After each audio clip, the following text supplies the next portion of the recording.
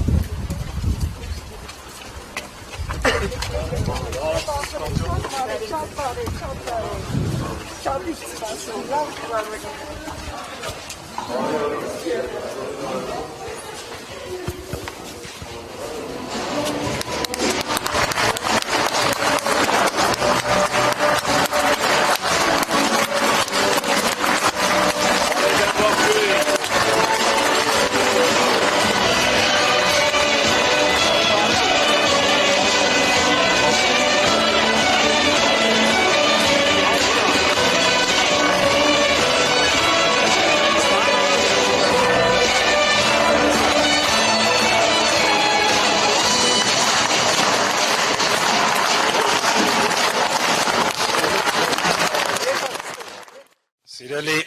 հայրենակիցներ, հարգելի ընկերներ, անչափ շնորհակալ ենք այս հանդիպման համար, շնորհակալ ենք ջերմ ընդունելության համար։ Տարբեր առիթներով, նաև հենց այս դահլիճով հնարավորություն ունեցել ենք հանդիպելու եւ այսօր կարծում եմ շատ լավ առիթ եւ հնարավորություն է միասին քննարկելու մեր երկրի առջև կանգնած մարտահրավերները,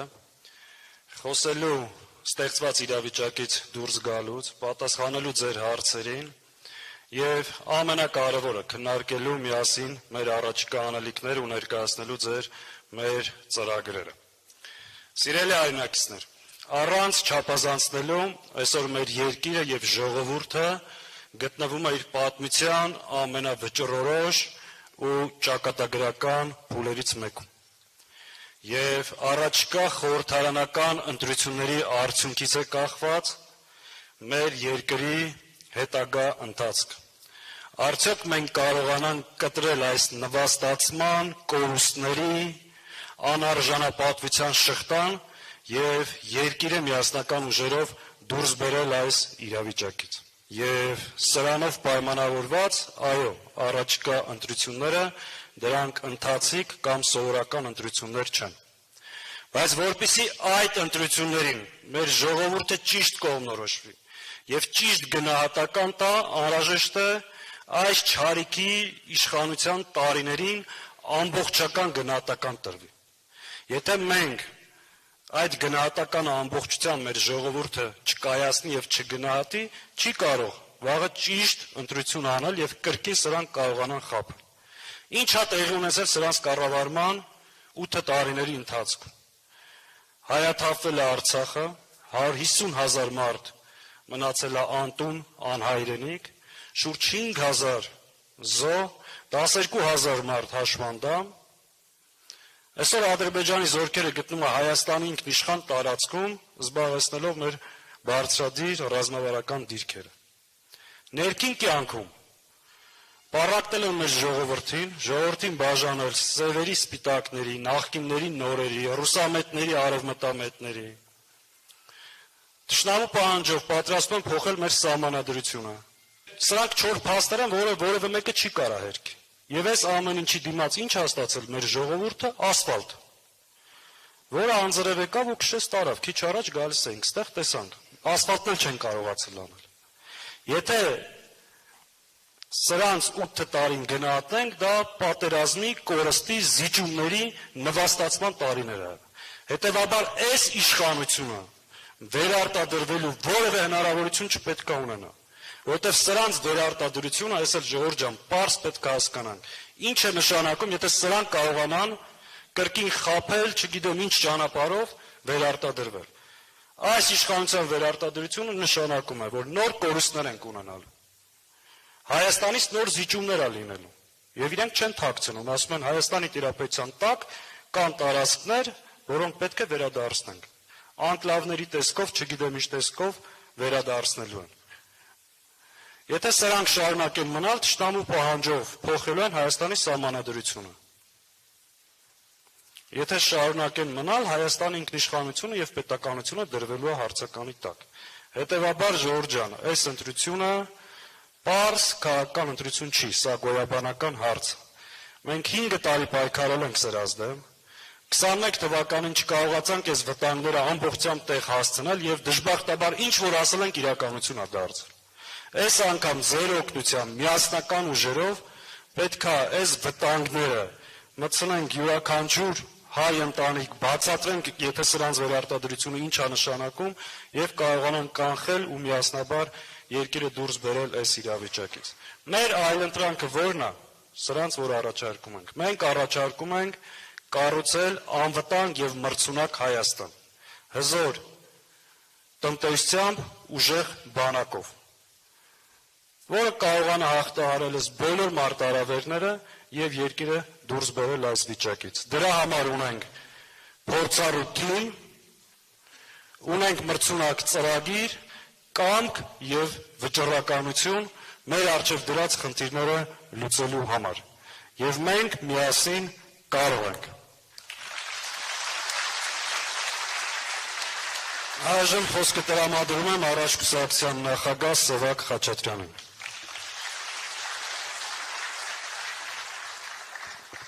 Սիրելի հայրենակիցներ, սիրելի հրազդանցիներ, ողջունում եմ բոլորիդ։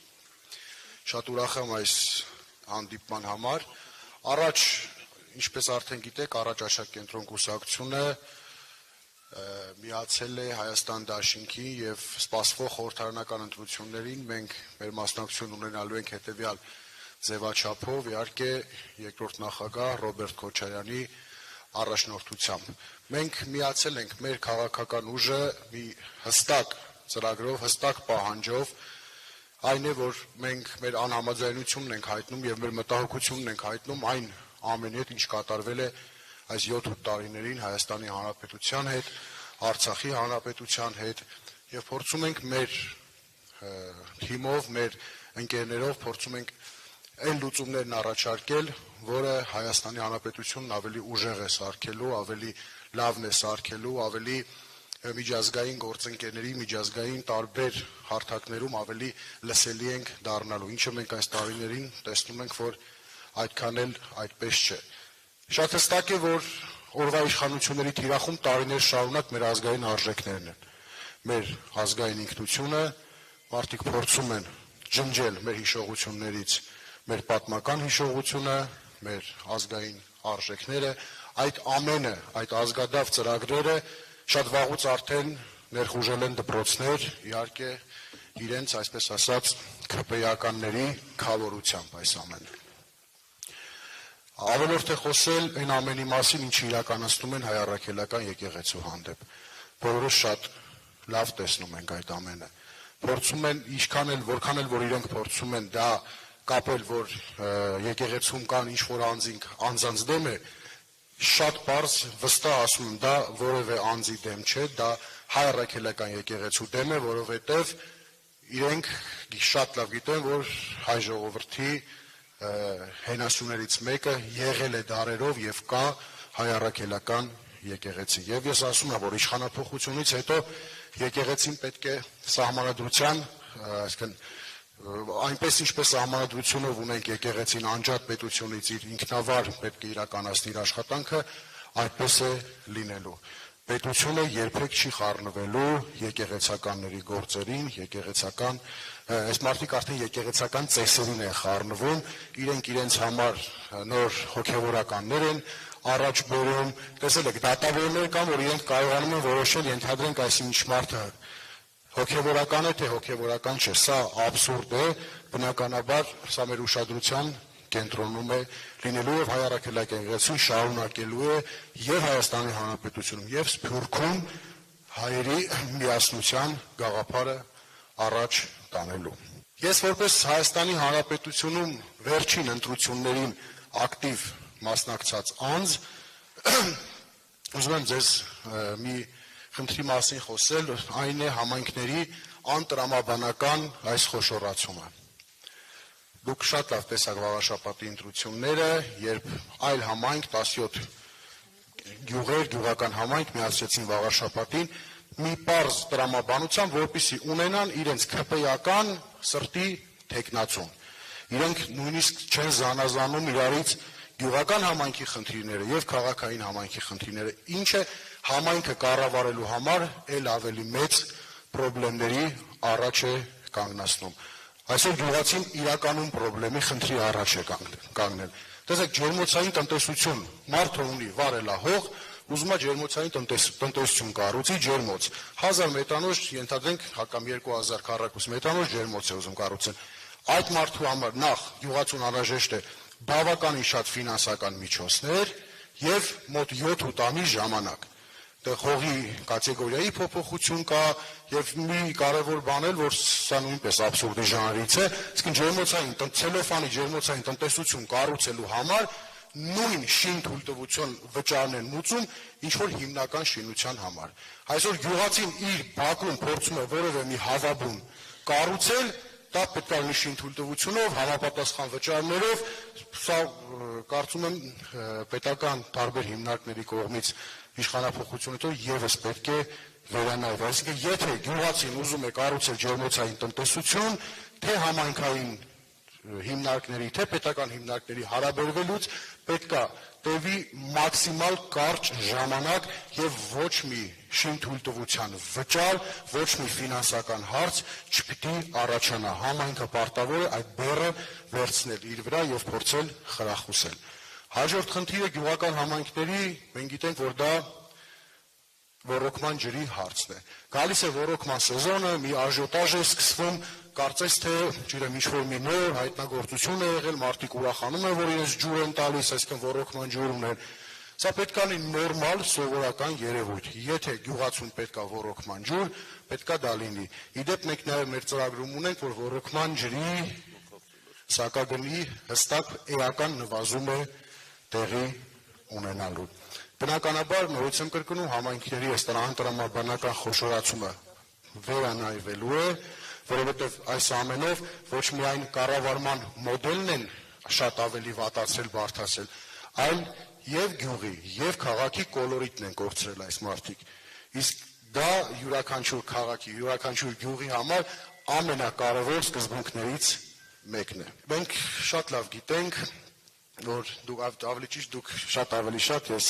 ձեզնից շատերը կհիշեմ, որ նախագահ Քոչարյանի տարիներին Ծաղկաձորում ինչ շինարարական բում ապրեց, սպորտ կոմպլեքսը ամբողջությամբ թարմացվեց, վերանորոգվեց, տուրիստական մեծ հոսքեր։ Ես հիշում եմ, որ ձմեռային օլիմպիական խաղերի տարբեր երկրների հավաքականներ գալիս էին իրենց մարզական հավաքներն իրականացնում էին հենց Ծաղկաձորում։ Ես վստահ եմ, երևի թե այս մասին ավելի շատ նախագահը կխոսի, բայց մեր թիմի իշխանության գալու դեպքում այս ծրագրերը եռակի, քառակի շատանալու են եւ դուք նորից այն ամեն ինչ որ տեսել եք ու sense լավ հիշողություններով հիշում ենք, նորից տեսնելու ենք այս ամենը։ Խոսքս երևի թե շատ չծանրաբեռնեմ, այսքան մտահոգ եւ պատրաստական հայացքներ որ տեսնում եմ, վստահ եմ, որ մենք բոլորս այս ամենը հաջողելու ենք, որովհետև բոլորս իրար թևութիկունք մի գաղափարի շուրջ հավաքված կարողանալու ենք իրականացնել։ Շնորհակալություն։ Եվ իհարկե խոսքս փոխանցում եմ Ազգային ժողովի Հայաստան խմբակցության պատգամավոր Քրիստինե Վարդանյանին։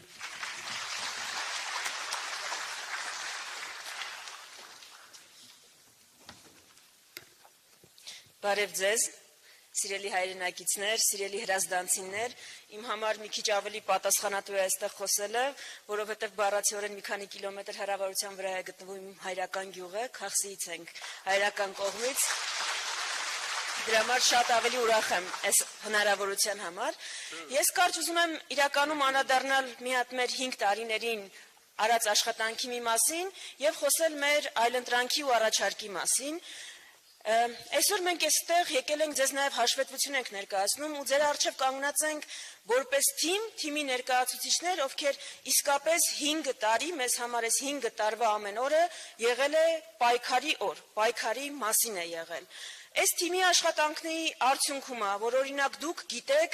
որ Նիկոլ Փաշինյանի անձամբ իր հրամանով են Սյունիքի ձորքերը ետ քաշվել։ Այս թիմի աշխատանքի արդյունքում է, որ դուք գիտեք, որ Երևանի չափ տարածք օկուպացված է հիմա Ադրբեջանի կողմից։ Այս թիմի աշխատանքի արդյունքում է, որ բացահայտվել են այն պայմանագրի Ադրբեջանի հետ նախաստորագրած պայմանագրի մանրամասները, որոնք իրենք մերժում էին այդպես էլ հանրությանը ներկայացնել։ Եվ այստեղ կանգնած ենք որպես ամեն օր խորհրդարանում, խորհրդանից դուրս հնարավոր ամեն կերպ պայքար տված ուժի ներկայացուցիչներ, ովքեր այս տարիների ընթացքում 25 նախագիծ են ներկայացրել խորհրդարանում, որոնք վերաբերել են թոշակները բարձրացնելուն, վերաբերել են բազմազավակ ընտանիքների աջակցությանը, բայց բոլորը մերժվել են։ Հիմա ես ասում եմ նրա համար, որ սա մենք արել ենք առանց ռեսուրսները ունենալու։ Բայց եթե այդ ռեսուրսները լինեն, ինչ կարող ենք անել միասին, սրա մասին ենք երկրորդ մասում խոսելու, մինչ այդ մենակ իշխող ուժի թեզին, որ ինչ են ասում, էլի մեզ բոլորիս, ձեզ,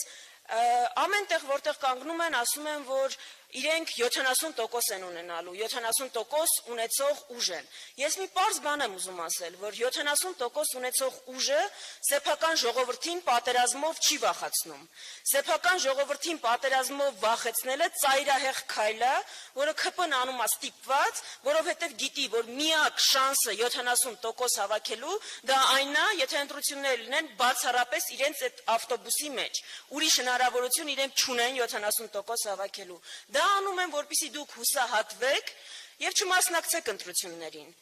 Միայն դրա համար է դա արվում, որովհետեւ գիտեն, որ եթե քաղաքացիները մասնակցեն, անհնար է, որ իրենք ունենան 70%, անհնար է նաեւ մեծ մասնակցության դեպքում ունենան ընդհանրապես մեծամասնություն։ Ուստի խնդրում ենք, որ բոլորս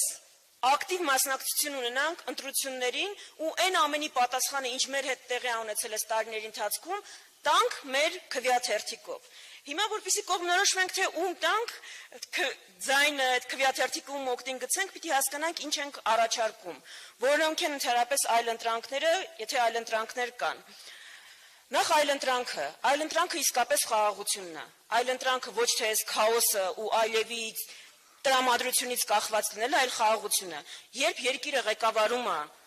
երկիրը պաշտպանելու պատրաստ թիմ, պատերազմի հավանականությունը ոչ թե ավելանում է, այլ նվազում է։ Հաջորդ այլընտրանքներից մեկը,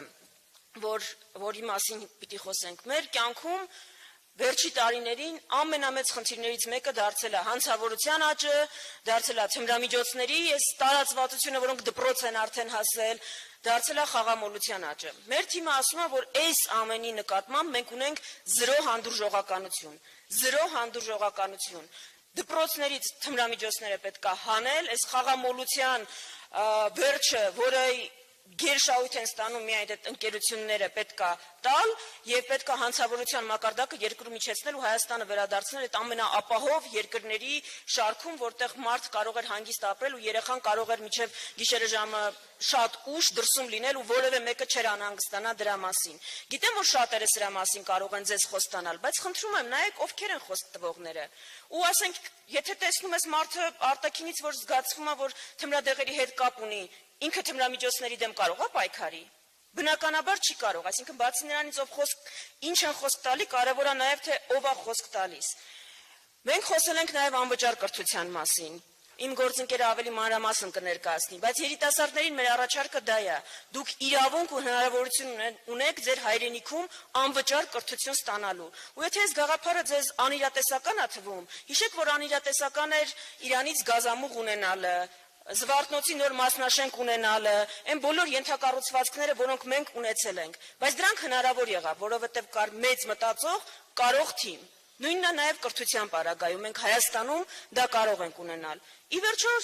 մեր այլընտրանքը սկսվում է Պարզ առաջարկից Սուրեն Պապիկյանը ձեր լավագույն պաշտպանության նախարարը չի, որ կարող եք ունենալ։ Արարատ Միրզոյանը ձեր լավագույն արտաքին գործերի նախարարը չի, որ կարող եք ունենալ, եւ հաստատ Նիկոլ Փաշինյանը ձեր լավագույն ղեկավարը չի, որ կարող եք ունենալ։ Այս երկրում շատ ավելի լավերը կան ու դուք հնարավորություն ունեք իրենց ընտրելու։ Եվ վերջում, եթե մեր հունիսի 7-ի ընտրությունները մեզ համար վերածում են Այլևի սահմանադրությանը այո կամ ոչ ասելու հանրաքվեի, կարծում եմ շատ պարզ է, որ բոլորով պետք է մասնակցել այդ ընտրություններին ու այդ Այլևի համար կարողած սահմանադրությանը բոլորով պետք է ոչ ասել։ Շնորհակալություն։ Խոսքը փոխանցեմ իմ ավագ գոլեգա Աղվան Վարդանյանին։ Շնորհակալ եմ, բարի ժողովուրդ ջան։ Նստած տեղը թղթի վրա նշումներ արեցի, այդ ընթացքում մակնոթես ջարդվեց, լրիվ անիմաց դառավ։ Ես պարզ բաներից կխոսեմ, ժողովուրդ ջան։ Եկեք միասին մտածենք։ Ռոբերտ Քոչարյանը, Հայաստանի Հանրապետության նախագահը, ինչ անում է այստեղ։ Ինչու է այսօր այստեղ։ Ռոբերտ Քոչարյանը իշխանություն ունեցել է, Արցախի Հանրապետությունը ղեկավարել է, 10 տարի Հայաստանը ղեկավարել է, 10 տարի լրացել է, թողել գնացել է, ասել է շարունակեք։ Այս մարդը աշխարհի ամենաուժեղ ղեկավարների հետ հավասարի կանգնել է կողքներին, արժանապատիվ պահել է Ֆրանսիայի, Գերմանիայի, Իտալիայի, Ռուսաստանի, Իրանի, Ամերիկայի եւ բոլորը հարգանք են ունեցել Հայաստանի Հանրապետության նախագահի նկատմամբ։ Իսկ այդ հարգանքը նախագահին մենակ չի վերաբերում։ Այդ հարգանքը վերաբերել է Հայաստան պետությանը, Հայաստանի քաղաքացիներին, Հայաստանի արժեքին այս տարածաշրջանը։ Հիշեք Ռոբերտ Քոչարյանի եւ Ադրբեջանի հերուտղա ղեկավարների հարաբերությունները։ Նայեք ոնց էին խեղճացած կանգնում Ռոբերտ Քոչարյանի առաջ, նայեք ոնց են առյուծ կտրած այսօր կանգնում մեր երկրից չգիտեմ ինչի առաջ։ Հիշեք Ռոբերտ Քոչարյանի նախագահության 10 տարիները։ Անվտանգություն, խաղաղություն, ապահովություն, տնտեսության աննախընթաց աճ, աշխատանք, հսկայական ենթակառուցվածքներ եւ մարդկանց պարզ հասարակ մարդկանց կյանքի հնգապատիկ, վեցապատիկ բարելավում։ Սա է եղել, չէ՞։ Հիմա այս մարդը ինչի է այստեղ։ Այս մարդը կարող էր հանգիստ, ասացի, ունեցել է իշխանություն, ունեցել է կապեր հարաբերություններ, զուտ հայկական հրաշալի ընտանիք, կարող հանգիստ կողքի քաշվեր, ասեր, ես իմ նարել եմ, ինչ ուզում եք արեք։ Բայց հայ մարդը, տղամարդը եւ չի ուզում, որ ինքը եւ իր ժողովուրդը այսպես խեղճ գլխիկոր լինեն եւ առաջի օրվանից, երբ որ գիտեր իրան կալանավորելու են, եկել է բաշճակատ, կանգնել է 500 քանի օր նստել է բերդում ու այսօր էլ շարունակում է պայքարել մի նպատակով, որ մեր երկիրը այս վիճակից դուրս գա, որ այս դալիճում նստած յուրաքանչյուրը եւ այս մեր երկրում նստած յուրաքանչյուրը կարողանա գլուխը բարձր քայլել, արժանապատվություն ունենալ, չխեղճանալ։ Ես ասացի ժողովուրդ ջան, որ պարզ բաներից եմ խոսելու։ Կա ուժեղ, կա թույլ, կա բարի, կա չար, կա թեկուզ դաժան ճշմարտությունը ասող, կա սուտասան, կա կզող, կա հապարտ դեմները կանգնող եւ ճակատների խփող, կա պետություն, կա պետության ծաղրանկար։ Մեր ընտրությունը շատ պարզ է եւ շատ բնական է, շատ նորմալ է, որ Ռոբերտ Քոչարյանի հետ նույն պայքարի մեջ է մեր ամենաավանդական, ամենաազգային քաղաքական կուսակցությունը եւ բնական է, որ նաեւ երիտասարդների նոր ուժ է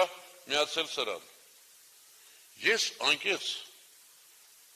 տարիքով էլ փոքր չեմ։ Ինձ զարմացրել է, թե այս մարդը ինչքան ժամանակակից է։ Ամենավերջին նորությունները տեխնիկայի, գիտության, չգիտեմ, արհեստական բանականության Եվ այս մարդու կողքին դեղարից յուրաքանչյուրը իսկապես կզգա, որ պետությունն է ներկայացնում, որ այս երկիրը ապագա ունի, որ այս չարիքները պատահականություն էին, մեր ժողովրդի խաբվածության արդյունք էին, բայց սրանք գնալու են։ Հանգիստ եղեք, ընտրեք ում կողքին եք կանգնում։ Եվ մի վախեցեք սրանցից, սրանք ամենավախկոտներն են, եւ սրանք գնալու են, եւ Հայաստանը լինելու է ոչ միայն նախկին, այլև ապագայի պետություն։ Ես կարծում եմ, որ Աննա Գրիգորյանին ներկայացնելու կարիք չկա, բայց մեծ պատիվ է անեցեք։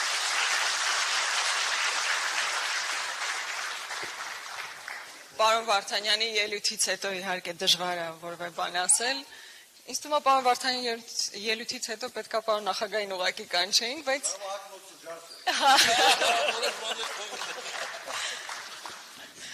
Սիրելի ընկերներ, երբ շենքի մոտեցանք եւ Արյանան, փոքրիկ Արյանան մեզ դիմավորեց, Արյանա ջան, քանի տարեկան ես։ Քանի? 8։ Երբ փոքրիկ Արյանան մեզ դիմավորեց 8 տարեկան եւ իր պսպղացող այսպես հայացքում իսկապես բարեմաղթանքներ հնչեցրեց, իր պատկերացումը մանկական նույնիսկ, բայց պատկերացումները հայտնեց, ես ինքս ինձ համար մտածում եմ, որ իսկապես այն պայքարը, որ մենք հիմա ենք տանում, Արյանայի իր սերնդագիցների համար է, որ մենք բոլորս իսկապես հայկական պետականություն ունենանք, արժանապատիվ պետականություն ունենանք, որ ոչ մեկս գլխիկոր չքայլենք ոչ Հայաստանի Հանրապետությունում եւ ոչ էլ մեր հայրենակիցները, որ այսօր Հայաստանի Հանրապետությունից դուրս են ապրում, գլխիկոր չլինեն։ Այդ դրա համար այսօրվա մեր կռիվը, որ մի քանի ամիս հետո ստիպված չլինենք գնանք Ալիևի պատվերով նոր սահմանադրության կողմ քվեարկենք, որ մեր եկեղեցու նկատմամբ տարվող այս արշավը դադարի վերջնականապես, որտեղ ամբողջ աշխարհով մեկ խայտարակ ենք եղել, առաջին քրիստոնեությունը ճանաչած պետությունը, ազգը արշավ է իրականացնում սեփական հավատքի եկեղեցու նկատմամբ, սա ուղղակի խայտարակություն է, այդ դրա համար է մեր պայքարը սեփական ինքնության համար է, պատմության համար է, այսօր հասել ենք նրան, որ Արցախյան հերոսամարտը, որ մեր պատմության ամենավառ էջերից մեկն է, մեր հպարտության էջերից մեկն է, հիմա արժեզրկում են տոտալ կերպով, Արցախ ասելուց հետո ներողություն են խնդրում, իսկ Արցախյան հերոսամարտի վերաբերյալ արդեն ամենավերջին բառերն են օգտագործում, իսկ վերջին ձևակերպումն էլ այն է, որ դա եղել է սովորական արկածախնդրություն, ընդհանրեն արկածախնդրություն, ոչ թե մենք գնացել ենք մեր հայրենիքը ազատագրելու, մեր հայրենակիցներին կողքին կանգնելու, այլ սովորական արկածախնդրություն է եղել այսօրվա իշխանության պատկերացումներում։ Մենք այդ արժանապատվությունն է, որ փորձում ենք վերականգնել։ Մենք ուզում ենք ունենալ խաղաղ երկիր եւ լինելու է խաղաղ երկիր իշխանափոխությունից հետո, երկիրը լինելու է անվտանգ, երկիրը լինելու է մեր պետությունը լինելու է մրցունակ, իժորն էլ արժանապատիվ ապրելու է Հայաստանի Հանրապետությունում։ Վստահ լինելով, որ Արյանան եւ մյուսները իսկապես շարունակելու են այս պետականության շարունակականությունն ապահովելու։ Չէ՞ Արյանա։ Բայց ինքնության, անվտանգության, խաղաղության հետ մեկտեղ բնականաբար մենք նաև ծրագրային դրույթներ ունենք եւ ես ուզում եմ մեծ սիրով ներկայացնել հատկապես կրթությանը վերաբերող մի քանի կետեր, որոնցից մեկը հավանաբար արդեն լսել եք, բայց կարծում եմ կարևոր արձանագրում է անվճար կրթության ապահովումն է։ Գիտեք, գրեթե համայնք չկա, որտեղ որ մենք գնանք եւ մարդիկ չմոտենան ու ասեն, որ իրենց երեխաների կրթության գումարի հարց ունեն։ Եվ կարծում եմ, որ չպետք է լինի Հայաստանի Հանրապետությունում երիտասարդ, ով ցանկանում է բարձրագույն կրթություն ստանալ պետական բուհերում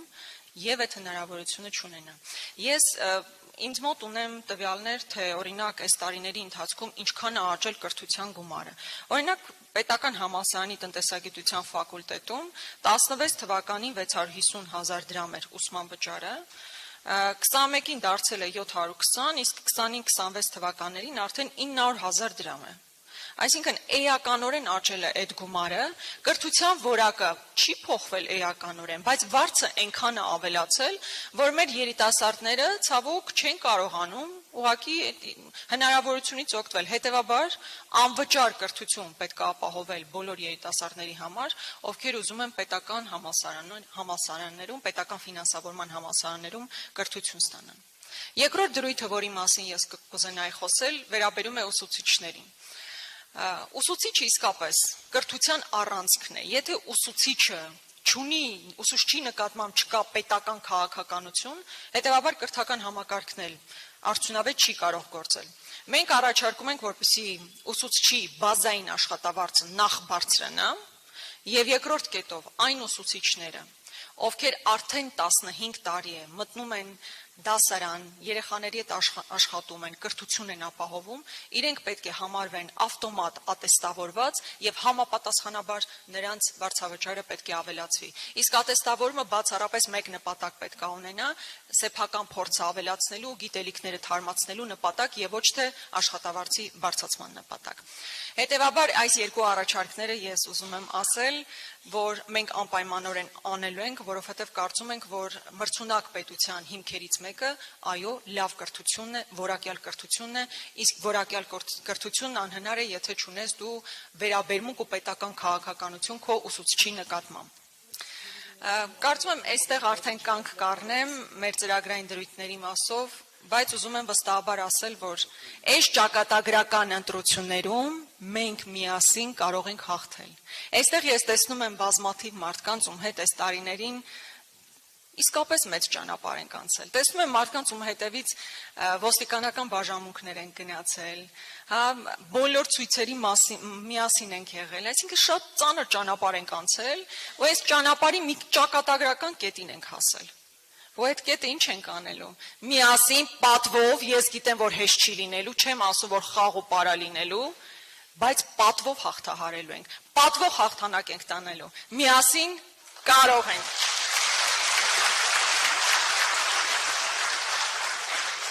Եվ ուզում եմ սիրով խոսքը փոխանցել Հայաստան դաշինքի վարչապետի թեկնածու Ռոբերտ Քոչարյան։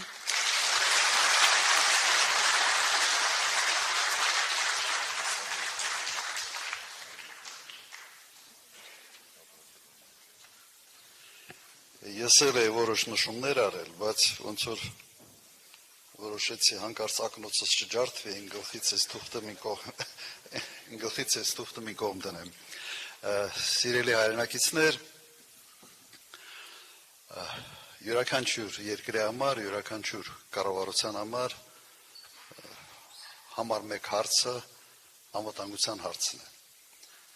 Եթե կա անվտանգություն, ուրեմն հնարավոր է եւ տնտեսական ծրագրեր իրականացնել, հնարավոր է սոցիալական ծրագրեր եւ այսպես շարունակ։ Եթե չկա անվտանգություն, ուրեմն երկիրը խրվում է խնդիրների մեջ, ներդրումային միջավայրը միանգամից սկսում է բացասական ընկալվել, ռիսկային եւ բիզնեսն է երկրից փախնում եւ այսպես շարունակ։ Բայց ինչ է անվտանգությունը։ Անվտանգությունը միայն բանակը չի, բանակը ամենից կարևոր մասն է, բայց անվտանգությունը նաև ճիշտ քաղաքականությունն է, անվտանգությունը ռազմավարական դաշնակիցներ ունենալն է, անվտանգությունը կանխատեսումներ անելն է եւ ճիշտ հաշվարկներով շարժվելն է։ Ես հիմա կփորձեմ ձեզ բերել ամենից թարմ օրինակը, թե ինչպես է այս գործիքակազմին տիրապետում այսօրվա իշխանությունը։ Ամենից թարմ գործիքակազմը։ Հայտնի հանդիպումը Վաշինգտոնում եւ երկու ստորագրված փաստաթղթերը, օգոստոսի 8, եթե չեմ սխալվում։ Մեկը տրիպ կոչեցյալը, այդ Մեղրիով այդ ճանապարհը 42 կիլոմետրանոց եւ մյուսը նախաստորագրում խաղաղության, այսպես կոչված խաղաղության պայմանագրի։ Հիմա տրիպը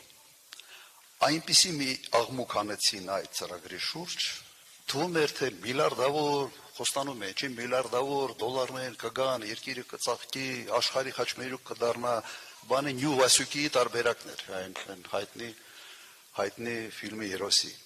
Մենք ինչ էինք ասում մենք։ Ինչ էինք ասում մենք, ուղղակի հիշեցնեմ։ Ասում ենք Միացյալ Նահանգները մեծ ընդհանրապես երևացող տնտեսական շահեր այս տարածաշրջանում չունի եւ մենք տեսնում ենք, որ սա ավելի շատ կապված է Իրանի սահմանի հետ։ Եվ Հայաստանի ընդամենը 26% այդ ծրագրում ուղղակի խոսուն վկայություններ այդ ամենի մասին։ Անցել է 8 ամիս,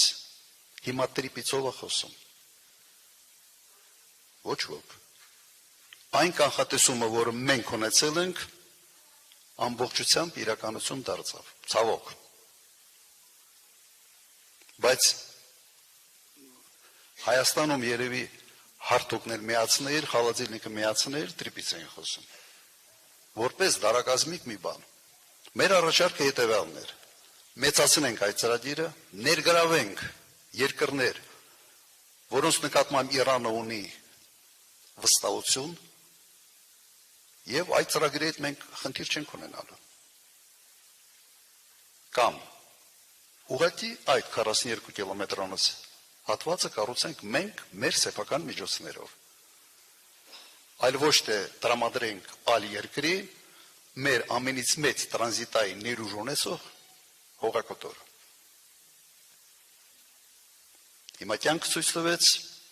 որ այս իշխանությունը ոչ միայն կանխատեսում, կամ խափում էր, կամ չի կարողանում կանխատեսել։ Երկու դեպքում էլ ռուսերեն ասում են պրոֆ նեպրիգոդնի իշխանությունը։ Երկրորդը ստորագրվեց, նախաստորագրվեց, այսպես ասենք, ինձ համար անհասկանալի երևույթ էր, բայց խաղաղության պայմանագիր նախագահների մասնակցությամբ սովորաբար նախաստորագրումը արվում է որպես տեխնիկական գործողություն, երբ որ թիմերը աշխատում են իրար հետ, օրինակ MIDI բաժնի պետ կամ վարչության պետը ստորագրում են, ասում են ֆիքսված է, զեկուցում են նախագահներին եւ հետո նախագահներն են ստորագրում։ Հիմա նախագահների ներկայությամբ ստորագրվում է նախաստորագրում է ինչ-որ փաստաթուղթ։ Սա անհասկանալի էր, բայց խաղաղության մասին թեման դարել է top թեմա վերջի եւս 8 ամիսների ընթացքում։ Ով ինչից խոսում է, թե իշխանությունից է, ապա խոսում է խաղաղության մասին։ Ինչ ենք ասում մենք։ Մենք ասում ենք երաշխավորված խաղաղության մասին։ Մենք ասում ենք խաղաղության մասին, որը կախված չի Նիկոլ Փաշինյանից, ԿՊԱ-ականներից, Ռոբերտ Քոչարյանից, Տրամպից, մեկ ուրիշից։ Երաշխավորված խաղաղություն նշանակում է մեխանիզմների կիրառում միջազգային, որը այդ անհատական վերաբերմունք Ալիևի կամքից, այսպես ասենք, դուրս։ Ինչ է կատարվում հիմա։ Մեկ շաբաթ ընդամենը մեկ շաբաթը պարզում է, որ այդ նախաստորագրված փաստաթուղթը փուչիկ է։ Նիկոլ Փաշինյանը, ԿՊ-ն, բոլոր հարթուկներից խոսում է նրա մասին, որ սեպտեմբերին պատերազմ է լինելու, եթե ինքը չվերանտրվի։ Սա է խաղաղությունը։ Ըստ էության իրենք 7.5 ամիս մեր ժողովրդի կոպիտ ասած ժողովրդական լեզվով ասած գլուխ էին հարթուկում խաղաղության մասին, հետո պարզվեց, որ այդ խաղաղությունը ուղիղ կապված է ընտրությունների հետ Հայաստանում։ Իսկ խաղաղության խախտողը անպայման լինելու է Իլհամ Ալիևը։ Սա է ձեր արգումենտները, սա է ձեր փաստարկները։ Այս ինչ խաղաղություն է, որը կապված է ընտրության արդյունքի հետ։ Ըստ էության 7.5 ամիս այ կրկնեմ բոլոր էլեկտրական սարքերից հնչող այդ խաղաղության թեզը իրենք հիմա քանդում են ամենօրյա 24 ժամվա ռեժիմով։ Ամեն օր քանդում են։ Խի են քանդում, որովհետև հասկացել են, որ ընտրվելը դժվար է եւ պետք է վախ ներշնչել մեր ժողովրդի մեջ։ Սա է դարեր հիմնական թեման։ Կամ սկսեմ այն մտքից, որով բացել եմ այս խոսքս, կամ չունեն կանխատեսում, չեն հասկանում ինչ են անում ընդհանրապես։ Երկու պարագայում էլ իրավունք չունեն մնալ իշխանության գլխին։ Մի դեպքում դու ուղղակի ընդունակ չես ճիշտ որոշումներ կայացնել եւ կանխատեսել, ինչը սպառնալիք է երկրի անվտանգության համար, մյուս կողմից դու սուտասան ես,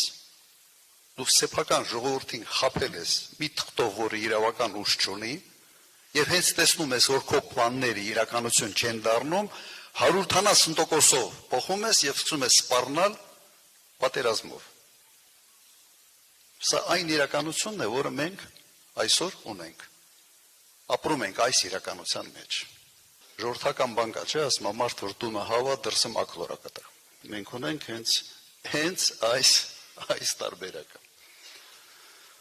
Հիմա ինչ պետք է անել։ Ձեր բազատվել այն իշխանությանը, որը ունի երկու sense հիմնական որակները հիմնական կատարյալ սուտասան, ես նույնիսկ մեկ անգամ օգտագործել եմ այդպիսի բառ սուտասանության բիոսարկ։ Անկեղծ եմ ասում, որովհետև մարդը մի քիչ դաստիարակություն ունեցող մարդը չի կարա պերմանենտ, անընդհատ ստել եւ ամոթի զգացում չունենալ ստելով։ Չեն էլ կարմրում։ Սովորաբար նորմալ դաստիարակություն ունեցող մարդը նույնիսկ եթե ուզում է բարի սուտասի, իրեն վատ ազգում, չէ՞, ինչ կարմրում է, հայացքը փախցնում է, սրանք sense լայվը միացնում են, բայց նայելով այդ լայվի այդ էկրանին, այդ սուտասանության բիոսարքը միանում է, անդադար։ Եվ դրա հետ միասին ուղղակի ընդունակ չեն վերլուծել իրավիճակը եւ ճիշտ որոշումներ կայացնել, հատկապես անվտանգության հարցերում։ Հիմա փորձանք չենք մեր գլխին, մեր ժողովրդի գլխին։ Եվ դա շարունակվում է 18 թվականից ի վեր։ Հիշեցնեմ։ Բոլոր քայլերը, բոլոր հաշվարկները սխալ էին եւ բերել են նրան, որ հրահրեցին պատերազմ։ Իրենց պաշտպանության նախարարը հիշեցնեմ ինչ էր ասում. նոր պատերազմ, նոր տարածքներ։ Հիշում եք սենց ժեստներ, սենսեր։ Նոր պատերազմ, նոր տարածքներ։ Այդ ում համար էր այդ նոր տարածքները։ Պարզվեց, որ Հայաստանի հայերի համար չէ։ Դրանից հետո գնացին Պրագայում ստորագրեցին մի խայտարակ հայտարարություն, որի պատճառով մենք կորցրեցինք Արցախը։ Մենք կորցրեցինք Հայաստանի հողերը, իշխանասարը, որտեղ այսօր թուրքն է, եւ եւս կորցրեցինք մեկ պատճառով։ Սխալ հաշվարկ, իսպար բացակայություն տրամաբանության եւ ընդհանրապես մարդիկ չեն հասկանում, չեն կարողանում գնահատել այլ երկրների քաղաքական շարժարիթները։ Հիմա մենք սրան վերջ պիտի տանք, թե վերջ չպիտի տանք։ Ուրեմն ձեր հետ միասին մենք պետք է կազմակերպենք այս գործը։ Մեր հույսը Կոտայքի մարզում նաև ձեր հետ է կապված։ Մարդկանց հետ պետք է բացատրական աշխատանք տանել։ Մարդկանց պետք է ուղղակի համոզել, որ իրենք են որոշողը։ Ունենալ ղեկավար, որը ընդունակ է կառավարել երկիրը, ունի փորձ, ունի կամք, ունի ուժ, ունի կապեր, թե ընտրել մեկին, որը համարում է, որ հայ ժողովրդին կարելի է 100 անգամ խաբել, 101-րդ անգամ էլ, 102-րդն էլ եւ այսպես շարունակ։ Կարող ենք վերջ տալ դրան ձեր հետ միասին։ Այո։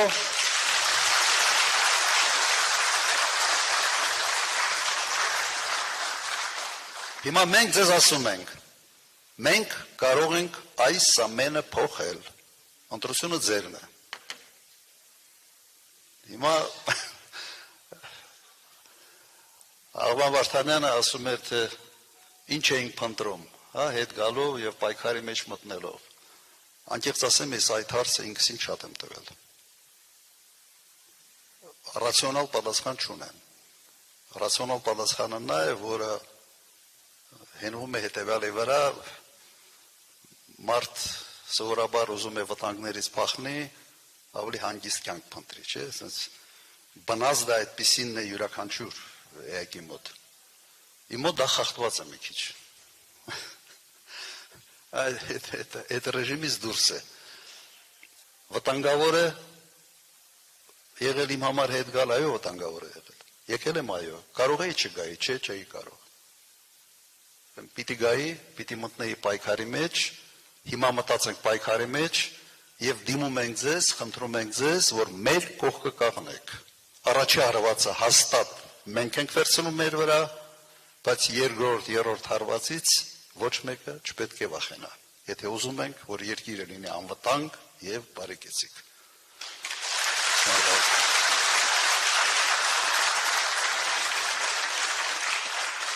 Հիմա երևի անցնենք ինտերակտիվ հատվածին, հարց ու պատասխանին, ինձ համար ամենից հետաքրքիր հատվածը միշտ հարց ու պատասխանն է, որտեղ ավելի լավ ենք զգում, թե ինչ է հուզում մեր հայրենակիցներին։ Ինձ ավելի շատ հետաքրքիր է, երևի հարցը sense պարոն նախագահին ուղղեմ, ակնկալում եմ իր պատասխանը։ Առաջի հերթին ինձ հետաքրքրում է կոնկրետ այս թուրքի ծնունդները, այս 8 տարվա իրանց արածների համար պատասխան տալու են, թե չէ։ Ես ակնկալում եմ, որ մենք նենց դատական համակարգ ունենանք, որ սրանք իրանց քարոզիչներն էլ ներառյալ, ովքեր հայաստանցի, արցախցի այդ բաժանումները միջև այսօր էլ տանում են, ես անուններ չտամ, երևի բոլորն էլ Facebook-ով եւ մնացած այլ տեղերով հեռուստատեսությամբ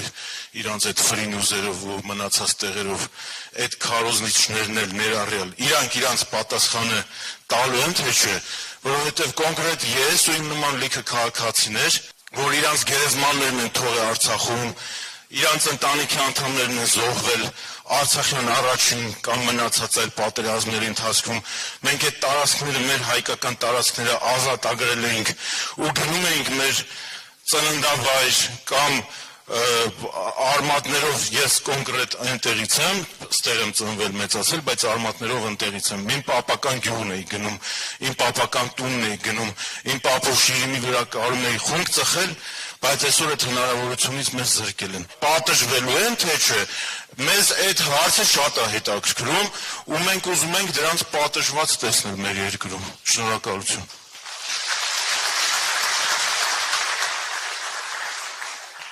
Ղարաբաղը հազնածները, 5000 զոհ տուածները, մոտ 12000 վիրավոր տուածները չեն կարող չպատժվել։ Չեն կարող։ Սա այն դեպքը չի, որ մի պաշտոնյա ինչ-որ մի սխալ է գործել, պաշտոնական դիրքի ինչ-որ չարաշահում բան, ինչ-որ չնչին հետևանքներով կոպիտ ասած, սա այն դեպքը չի։ Սա այս իշխանությունը աղետ է բերել Հայաստանի Հանրապետության եւ Արցախի գլխին եւ այդ դրա համար պետք է պատասխանել։ Այստեղ ներում չի կարող լինել ընդհանրապես, վստահ եղեք։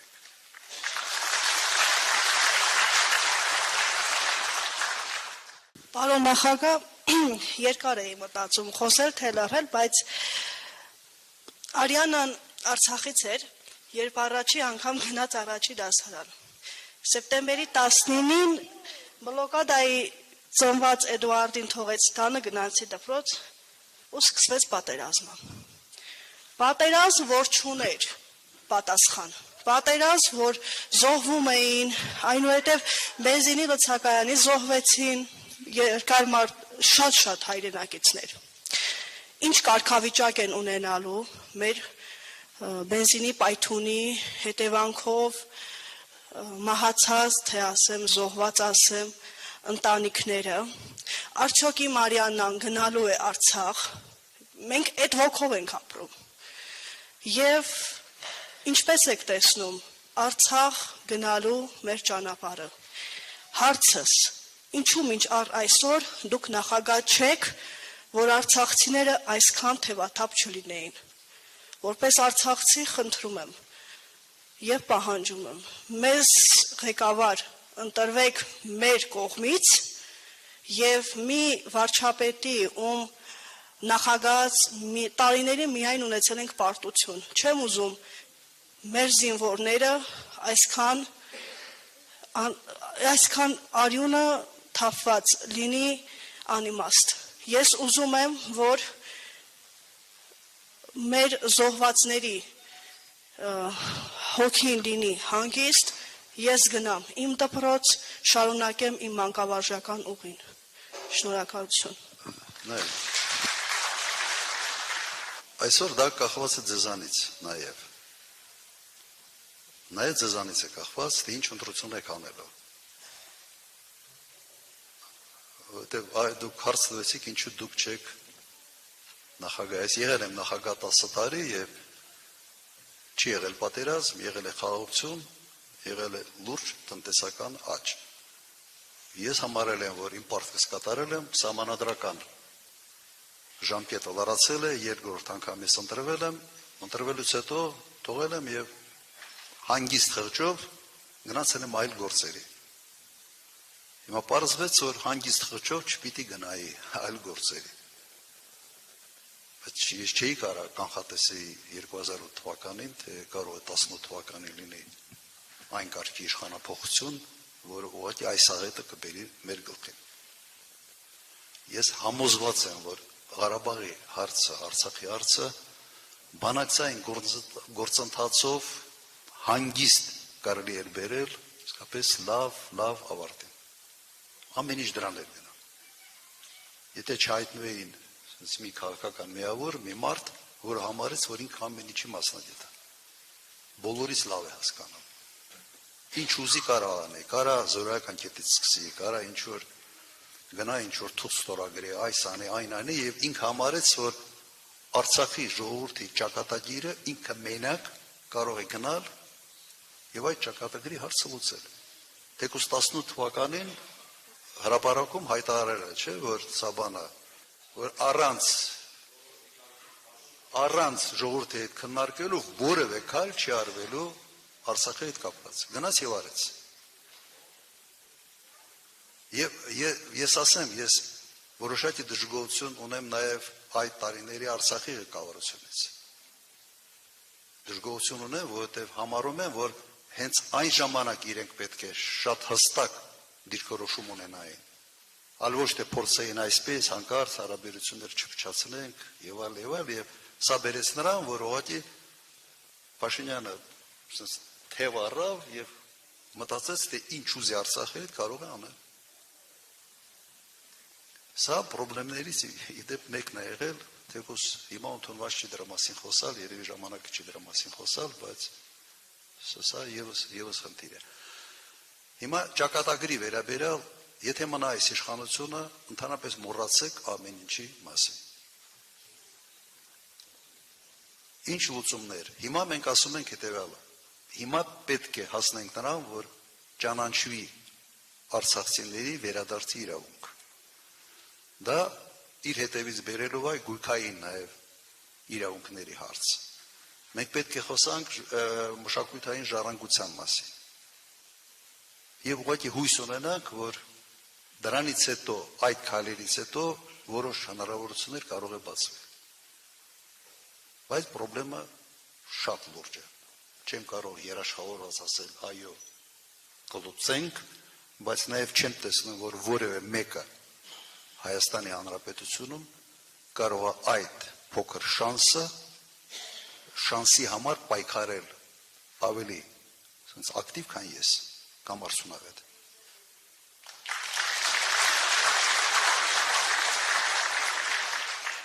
Հարգանքներս պարոն նախագահ եւ հարգելի ներկաներ։ Արցախի Հանրապետության Արդարություն խմբակցության անդամ Մարիամ Աթայան։ Պարոն նախագահ, մենք ապրում ենք ինչպես կասեր ազգային հերոս Նոնթե Մելքոնյանը, կորցնելով Արցախը շրջում ենք հայոց պատմության վերջին էջը։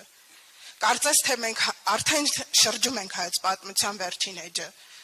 Դրված է մեր հայ լինելու եւ չլինելու հարցը։ Հարցս հետեւյալն է. որպես արցախցի ինչպես եք դուք տեսնում արցախցիների Հայաստանի Հանրապետությունում մնալու տեսլականը։ Հարցս այսպիսինն է. օրվա իշխանությունները մշակել են այնպիսի մի ծրագիր, որ արցախցիների մեծ մասը չի կարողանում ձեռք բերել բնակարաններ։ Ես կցանկանայի ձեր տեսլականը, ինչ կանեիք դուք,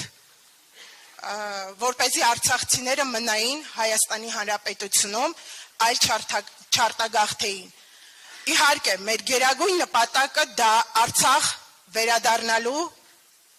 նպատակն է։ Ես չեմ ասում երազանք, ես ասում եմ գերագույն նպատակ։ Եվ այդ նպատակին հասնելու համար մենք միայն կարող ենք ձեզ հետ միասին հասնել այդ նպատակին։ Շնորհակալ եմ։ Նայեք, շատ պարզ հաշվարկը ցույց է տալիս մեկ բան, որ բնակարանի հարցը հնարավոր է լուծել 3 տարվա ընթացքում։ Ես այդ փորձը Աղետի գոտում ունեմ, 98 թվականին Աղետի գոտու Գյումրիի Սպիտակի վիճակը խայտարակ վիճակ էր։ Բայց այն ժամանակ տարբեր ֆինանսավորման աղբյուրներ գտնելով հասել ենք նրան, որ ուղղակի մի քանի տարում հսկայածավալ շինարարություն ենք արել։ Ես չեմ տեսնում, որ հիմա պետությունը արցախցիների բնակարանային հարցը սարքել է իր քաղաքականության կարևոր, ինքը մեղավոր է ձեր արտագաղթի համար, ինքը մեղավոր է ձեր ունեզրկման համար եւ համարյա ոչինչ չեն անում ձեր հարցերը լուծելու համար։ Սա ուղղակի անբարոյականության ինչ-որ մի գագաթնակետն է։ Հնարավոր է դա անել։ Շատ պարզ ընտանիքների քանակը բազմապատկում ես եւ տեսնում ես սա այն գումարով, որը պետք է, եւ տեսնում ես, որ սա լուծվող հարց է։ 3 առավելագույնը 4 տարվա ընթացքում։ Եվ մեր նպատակը սա է լինելու, անպայման այդ հարցը լուծել։ Եվ ոչ միայն սերտիֆիկատների ճանապարհով, այդ գումարների ճանապարհով կարելի է եւ շինարարություն անել, եւ այդ հարցը լուծել, եւ համահայկական հիմնադրամը գործի դնել, եթե այդ հարցը սարքվի Հայաստան-Սփյուռք հարաբերությունների կարևոր կետ 2-3 տարվա հարց է։ Բայց Սփյուռքի հետ հարաբերությունները այնքան են վատացրել, որ ոչ ոք չի հավատում։ Դուք ինձ հասկացաք, չէ՞։ Օրինակ նույն Ղարաբաղում առաջի պատերազմից հետո մենք գյուղերը ամրացնում էինք, ավերված գյուղերը ամրացնում էինք դրսի համայնքների հետ, տարբեր քաղաքների հետ, հայկական համայնքների հետ, եւ իրենք այդ հարցը լուծում էին։ Կազմակերպչական գործը պետք, ցանկություն է պետք։ Իմ համոզմունքը հետևյալն է, որ անում են ամեն ինչ ձգձգելով, ինչ որ քիչ գումար տալով, խնդրեմ ստեղծելով, որ արցախցիների մեծ մասը Հայաստանում չմնա։ Անում են ամեն ինչ, որ ուղղակի զզվացնում են, որ մարդ թողնի գնա։ Ինչի համար, որովհետև արցախցին կարող է գնա իր դեմ քվեարկի։ Իր տնազուրկ դարձնողի դեմ գնալու է քվեարկի։ Հիմա նույնիսկ շատ դեպքում պասպորտների, ես գիտեմ, որ հերթագրում են ազնագիր ստանալու համար, դնում են հուլիս ամիս, հունիսի վերջ, օգոստոս, սա է նպատակը։ Հիմա ուրեմն դուք այն ակտիվիստները պիտի դառնաք, որոնք ուղղակի այս շղթան մենք պետք է կտրենք։ Պիտի ջարդվի։ Բայց կրկնում եմ, պոտենցիալի տեսանկյունից 3 տարում այդ հարցը կարելի է ամբողջությամբ լուծել։ Օրերս ընդհարում ունեցավ ԹՊԱ-ականների հետ, այսպիսի մի բան տեղի ունեցավ, ասում է, ինչա որ Քոչարյանը լիներ, կներեք իհարկե արտահայտությանս համար իրենց լեքսիկոնն եմ էլի մեջ բերում,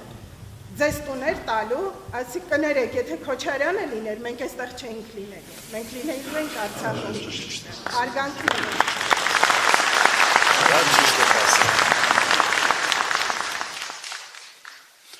Ես ուղղակի կրկնեմ այդ Աղետի գոտին, երբ որ ես եկել եմ վարչապետ եւ առաջի իմ այցս Գյումրի գնացի, վիճակը խայտառակ էր։ Ես այն ժամանակ նույնիսկ գրքում եմ դա գրել, ես ինքս ինձ ասացի, ես ամեն ինչ պիտի անեմ այս վիճակը փոխելու համար։ Եվ ինքս ինձ համար մի քանի տարի ուղղակի նախանշեցի, որովհետեւ ես միջև գիտեի, որ Աղետի գոտի ղեկավար Հայաստանի ղեկավարի համար Աղետի գոտ գնալը դա մի փորձություն էր։ Շատ պրոբլեմային էր։ Ինքս ինձ համար որոշեցի հետևյալը, Աղետի գոտի գնալը ինձ համար պետք է ոչ միայն աշխատանք լինի, այլ նաև հաճույքպես մի բան պիտի լինի, որ գնաս տեսնես ամեն անգամ շինարարությանը որ հետևում ես, իսկապես հաճելի բան է իմ համար։ որ մի երկու շաբաթ հետո գնում ես մի քիչ պատը ավելի է բարձրացել, հետո ես գնում պատը բարձրացել, էլի բարձրացել, արարող մարդու համար սա ինչ որ ուրիշ բան է տալիս, ուրիշ մոտիվացիա է տալիս, որ քո աշխատանքի արդյունքը դու sense վիզուալ անընդհատ տեսնում ես։ Աղետի գոտին ինձ համար այսպիսի բան էր։ Հիմա արցախցիները հարց այսպիսի պրոբլեմ չպետք է լինի։ Դրա համար իմ եզրակացությունը հետևյալն է, անում են ամեն ինչ, որ դուք սա չմնաք։ Նայեք, եթե Հայաստանի դեմոգրաֆիան լինել ուրիշը, եթե 4-5 երեխա ունենալը առօրյա ինչ-որ մի երևույթ լիներ, եթե մեր ժողովրդի քանակը չպակասեր, էլի կասեի լավ, Հնդկաստանը չենք։ Բայց քո ուղղակի նաև քո տնտեսական շահերից է բխում, որ մարդիկ մնան ստեղ, աշխատեն, բարիքներ ստեղծեն եւ դա երկրին է պետք։ Նույնիսկ բան անեք, էլի sense հեռանանք Արցախի հարցից։ Դու հնարավորություն ունես 100 քանի հազար մարդ ունենալու Հայաստանում։ Դու անում ես ամեն ինչ, որ այդ 100 քանի հազար մարդը թողին գնան։ Լավ, դու վարչապետ ես։ Դու ով ես։ Ինչ ասեմ, նույնիսկ եթե այդ ամեն ինչը մի կողմ դնենք, ուղիղ շահագրգռվածություն պետք է կառավարությունը ունենա, որ մարդիկ մնան եւ աշխատեն այս երկրի հզորացման համար, որ իրենց երեխեքը գնան բանակ, ծառայեն քո բանակում եւ այսպես շա։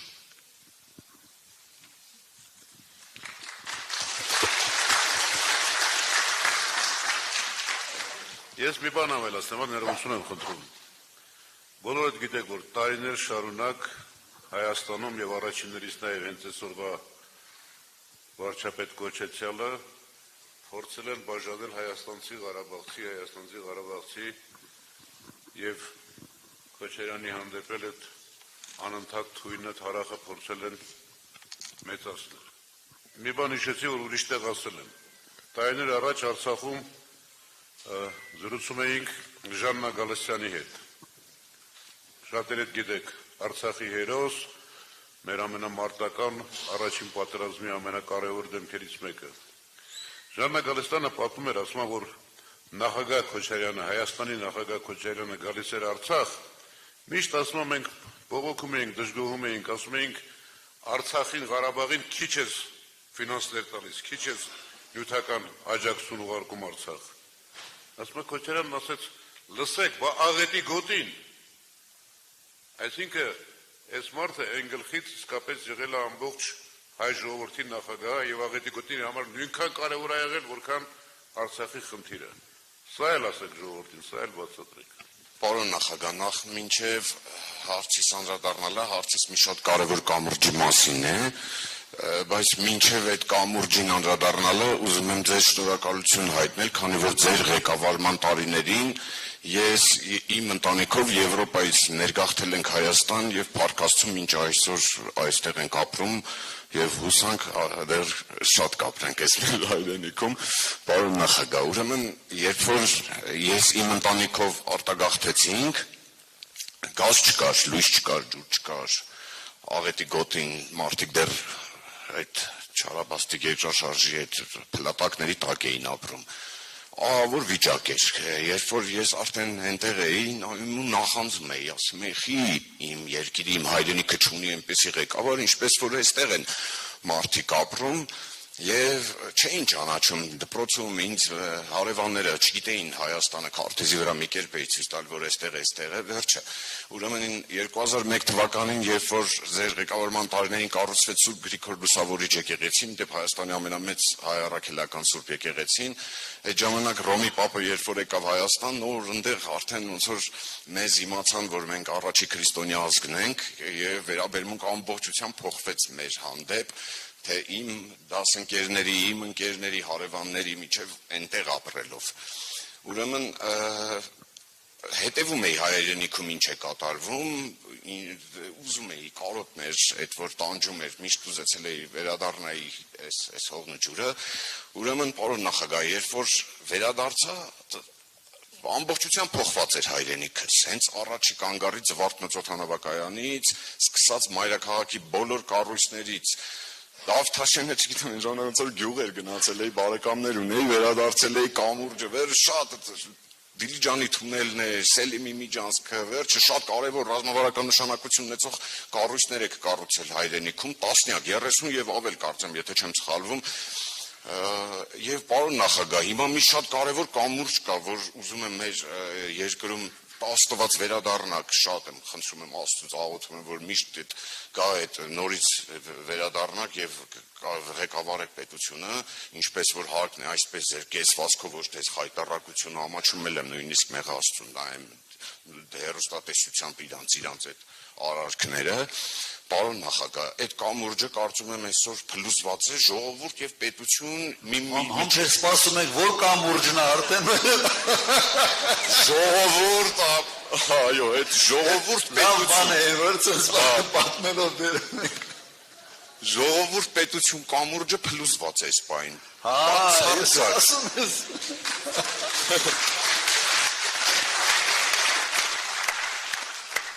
Ես մեծ պրոյեկտները սիրով եմ, երբ որ ասում էր կամուրջը,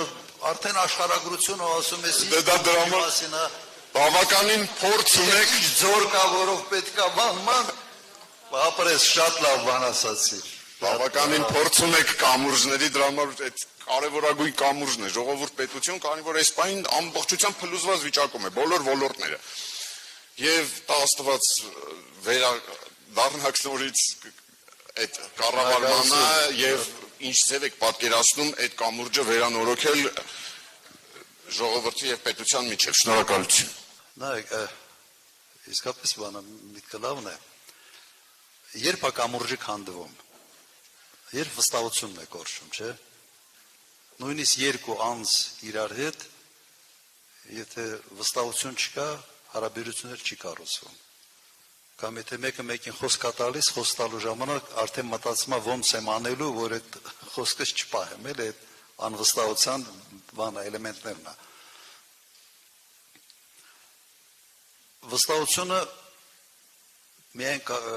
Վստահությունը վերականգնելը կամ կառուցելը մեկ տարբերակ ունի։ Խոսքդ պետք է քո գործի հետ բռնի։ Ժողովուրդն է ընտրում կառավարությունը եւ ժողովուրդը պարտավոր է պահանջել եւ պիտի պահանջի կառավարությունից կատարել բոլոր այն խոստումները, որը կառավարությունը տվել է։ Եթե կառավարությունը տեսնում է, որ կարող է խոսք տալ մեկ բան, անել ճիշտ ուրիշ բան, հետո գալ ֆրցնել, խաբել, էլի վերընտրվել, այդ կամուրջը չի լինելու։ Ձևական կամուրջ է լինելու, գալով ասի ձեզ սիրում եմ, գիշերները երազներումս միայն ձեր մասին եմ բանանում, ձեզ եմ տեսնում, միայն դուք եք որ կաք եւ այլն, բայց սենց կամուրջի միակողմանի է լինելու։ Սենց քվեները միակողմանի գալով են դեպի իշխանություն, հակառակ կողմի վրա բարեկեցություն եւ այլն չի աշխատում, այդ միակողմանի կամուրջ է դառնալու։ Սենց մի նեղ կամուրջ էլի, որ սենց քվեն գալիս է, բայց հետ ոչինչ բան չի գնում։ Այսօր այդ վիճակն է։ 21 թվականի իրենց հոստումների, իրենց նախընտրական ծրագիրը որևէ մեկը վերցնի կարդա։ Ոչինչ չեն արել։ Ոչինչ, երևի սխալը 80%-ից արելը ոչ միայն չեն արել, արել են ճիշտ հակառակը։ Դրա համար գամ հետևյալի, այդ կամուրջը կառուցելը ունի մեկ բան՝ վստահություն։ Վստահության համար իշխանությունը պետք է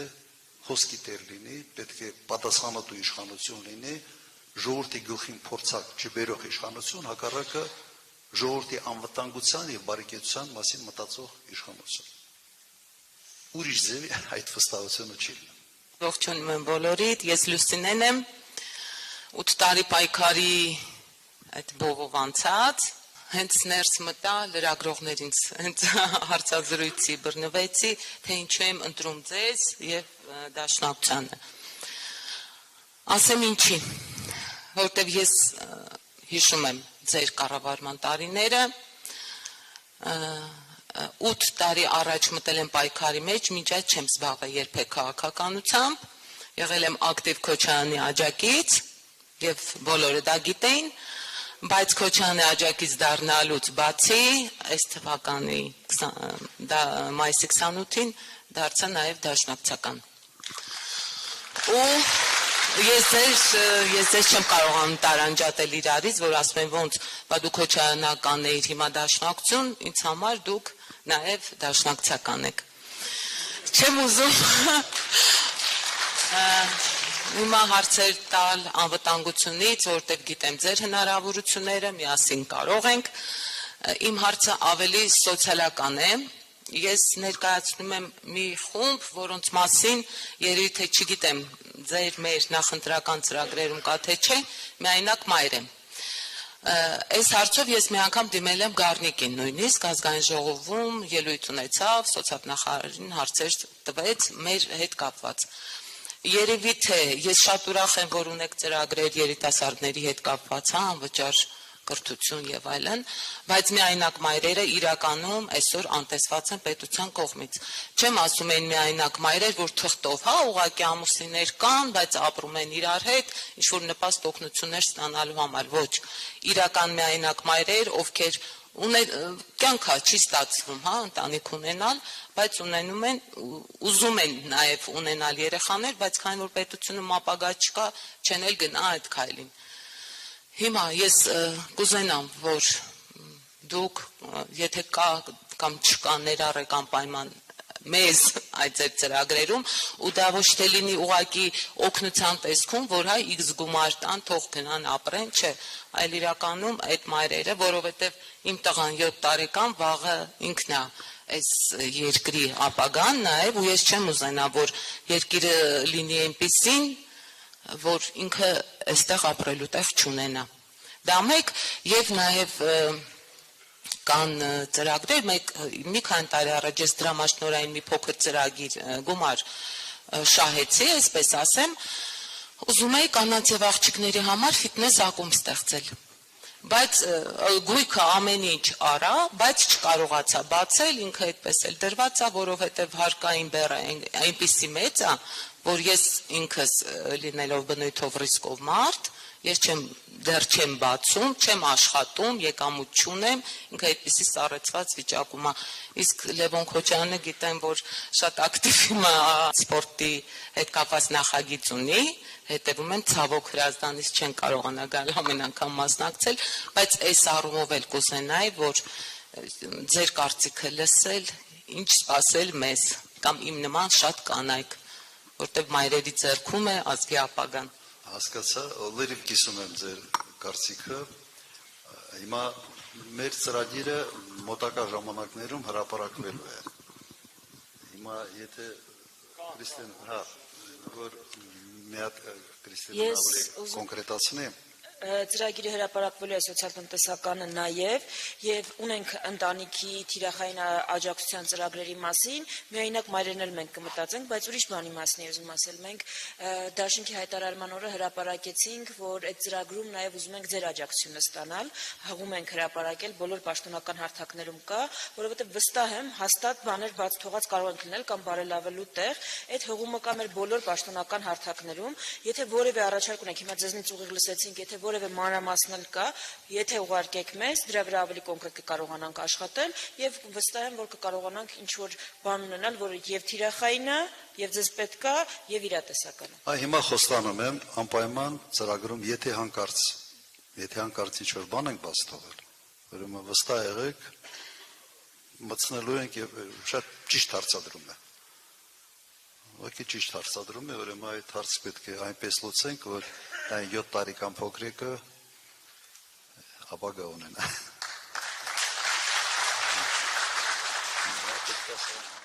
Ժորժ ջան, տեսեք, մեր ծրագրի մեջ սոցիալ-տնտեսական բլոկը բավականին հագեցված է ու բոլոր շերտերին անդրադարձ ունենք։ Պարզապես, քանի որ անվտանգային խնդիրներ այնքան առաջնային են, մեր հանդիպումների գլխավոր հարցը դառնում է այդ, բայց իրականում էլ եթե պարզ խոսենք, առաջիկա ընտրությունները լավ ասֆալտ տանելու մասին չի։ Իրականում առաջիկա ընտրությունները Հայաստանի ինքնիշխանությունը, տարածքային ամբողջականությունը ու հայ ինքնությունը պահելու հարցն է։ Բայց սրան զուգահեռ մեր մոտ տնտեսական, սոցիալական, առողջապահական, կրթական խնդիրները առաջնահերթություն են ու բոլոր հարցերի լուծման մի քանիսը արդեն իմ ընկերները ասեցին, գյուղատնտեսություն, կրթություն ու մնացած ոլորտները շատ մանրամասնությամբ իմիջիալոց հաջորդ շաբաթ օրվանից սկսելու ենք հերթով դրույթներով մանրամասնորեն հրապարակենք, որտեղ միայնակ ընտանիքներից մինչև բազմազավակ ընտանիքներ անդրադարձ լինելու է ու դրանց բոլոր լուծումները առաջարկվելու։ Նայեք, մենք մի բան որ խոստանում ենք, հաստատանում ենք։ Իմ սկզբունքը հետևյալն է, քիչ խոստացիր, շատ արա, բայց հանկարծ հակառակը չլինի։ Եվ բոլոր, նաև նախագահ ժամանակ, բոլոր մարզային այցերի ժամանակ, բոլոր հանդիպումների ժամանակ, երբ որ հարցադրումներ էր եւ խոստանում էինք, արձանագրություններ կազմում, դա մտնում էր ուղղակի աշխատանքային ծրագրի մեջ, եւ միտեղ գնալուց ինձ աշխատակազմից միշտ ասում են հետեւյալը. գիտեին, որ պետք է զեկուցեն, ինչ խոստում տվել ենք, ինչն եք արել, որն է կիսատ մնացել, որն է դեռ բան։ Եվ կարող եմ ասել մեկ բան, այ լրագրողները կարող են զննել, չկատարած խոստում չունեմ։ Իմ ամբողջ նախագահության ընթացքում կրկնեմ, չկատարած խոստում չունեմ, որտեղ եթե միտեղ գնում ես հանդիպման եւ խոստացել ես եւ ժամկետում չես արել, ոնց որ ամաչ ես, չես զում գնաս։ Եթե այդ ամոթի զգացողությունը չունես, թքած ունես, ինչ որ բան, կրուծիտներով կարած գնաս, ֆրցնես եւ այլ, այդ դեպքում խնդրեմ չի, դու կարաս հանգիստ խոստումներ տալ, չանել, հետո այդ բիոսարկդ միացնել, վերոդ գնա ինչ որ բան, բառակույտով, ինչ որ ձևով, ինչ որ բաներ են մեկ ասում, մարդ շշմում է, էլի ասում ես։ Խնդրեմ, երևի վերջի երկու հարցը, քանի որ այլ, խնդրեմ։ Իմ անունը Հասմիկ է, Հարությունյան, ուսուցչուհի եմ։ Քանի որ վստահ եմ, որ դուք ընտրվելու եք, պարոն նախագահ, եւ իմ հարցը վերաբերում է կադրային աշխատանքին։ Բոլորս գիտենք, որ բոլոր իրենց հարգող պետություններում ընտրովի պաշտոն ձեռք բերածները դառնում են բոլորի համար հավասար պաշտոնյա։ Նախագահը բոլորի նախագահն է, ոչ թե ընտրովի։ Մեր երկրում այդպես չեղավ։ Այսօր երկրի առաջին դեմքը մենակ յուրայինների համար է։ Նույնիսկ հասարակ մարդիկ, ովքեր նրան ընտրել են, նրանց վարչապետը չէ։ Եվ յուրաքանչյուր իրեն հարգող հիմնարկ անգամ հավաքարար ընտրելիս հաշվի է առնում նրա աշխատանքային փորձը, մարդկային որակները, մաքրասիրությունը, աշխատելու հմտությունները։ Մեզ մոտ այդպես չէ։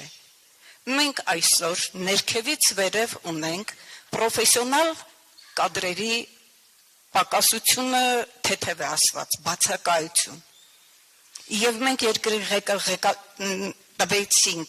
նվիրեցինք մեկին, որը կարելի ասել մի հավաբուն անգամ չէր կարող ղեկավարել։ Իսկ ովքեր են արտաքին քաղաքականությամբ զբաղվում։ Ոչ միայն բարձրագույն կրթություն ունեցողները, այլև համապատասխան ճանապարհ անցած մարդիկ։ Իսկ այսօր ովքեր են մեր արտաքին հարաբերությունների հարցը լուծում։ Ովքեր են ղեկավարում տնտեսությունը, ովքեր կրթությունը, բժշկությունը, ամենտեղ ոչ միտեղ պրոֆեսիոնալներ չկան։ Կամ շատ քիչ կան։ Սա հարցի մի կողմն է։ Մյուս կողմը շատ երիտասարդներ ստիպված աշխատում են այս համակարգի հետ։ Եվ հոգու խորքում նրանք համաձայն չեն, բայց չեն էլ կարող այլ կերպ վարվել, որտեղ աշխատում են, աշխատել է պետք։ Ես կուզենայի, որ ձեր ծրագրում ընդգրկված լիներ մի կարևոր հարց, որ կադրային քաղաքականությունը պետք է հիմնվի պրոֆեսիոնալիզմի վրա եւ անգամ նրանք, ովքեր որ աշխատել են, հատկապես երիտասարդներ այսօր պետական համակարգում, նրանք իրենց որակավորմանը համապատասխան կշարունակեն աշխատել, որովհետեւ Հայաստանը չի կարելի դարձնել ինչ-որ մեկին, ոնց որ այսօր է։ Այսօր կա մեկը, որ քպայական չէ, բայց լավ աշխատանք ունի։ Չկա։ Եվ շատ երիտասարդներ մտավախություն ունեն, որ իրենք աշխատանքից կազատվեն։ ուրիշ փորձ չունեն, այսօր այս իշխանությունը այդպես է վարվել, աշխատանքից ազատել է նրանց, ովքեր իրենց կողմից չեն եղել։ Ձեր առաջին նախագահության տարիներին դուք չեք վարվել այդպես, այսինքն դուք վհուկների որս չարեցիք։